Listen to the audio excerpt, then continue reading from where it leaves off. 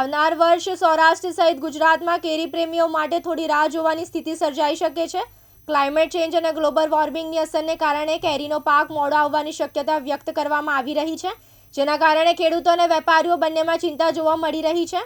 અમરેલી જિલ્લાના ધારી તાલુકાના મોટાભાગના ગ્રામ્ય વિસ્તારોમાં બાગાયતી પાક તરીકે ઓળખાતા કેરીનું ઉત્પાદન મેળવવામાં આવે છે, જે ખેડૂતો પોતાની વાડીએ આંબાની કલમનું વાવેતર કરી તેને મોટો કરે છે અને સિઝન દરમિયાન આ તમામ આંબાઓ કેરીના વેપાર કરતા વેપારી સાથે કોન્ટ્રાક્ટ આપે છે, જેને સૌરાષ્ટ્રની ભાષામાં ઇજારો તરીકે પણ ઓળખવામાં આવે છે. ફળોમાં રાજા કહેવાતી કેસર કેરી આમ પણ લોકોનું માનીતું ફળ છે. ઉનાળાની શરૂઆત થતાં જ માર્કેટમાં ખાખડી તરીકે ઓળખાતી નાની કેરીઓનું વેચાણ થવા માંડે છે. ત્યારબાદ કેરીને લાંબા ઉપરથી ઉતારી પેકિંગ કરી લોકો સુધી પહોંચાડવામાં આવે છે.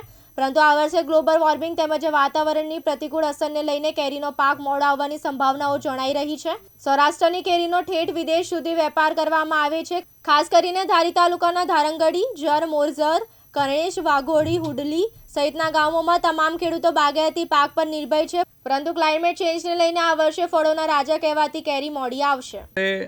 પાસ્તરા વરસાદને કારણે આંબામાં પાણી મળવાના કારણે કુદરતી પાણી મળવાના કારણે હાલ મોડો આવ્યો છે. ફ્લાવરિંગ પણ હજી સમય જતાં સમય લાગશે એવું મારું માનવું છે. આ વર્ષે કેરી છે એ દર વર્ષે એપ્રિલ એન્ડમાં કેરી પાક ઉપર આવી જતી, પણ મોડું ફ્લાવરિંગ થવાના કારણે મે એન્ડમાં કેરી આવશે, એટલે કે મહિનોની આસપાસ મોડું થશે એવું લાગે છે.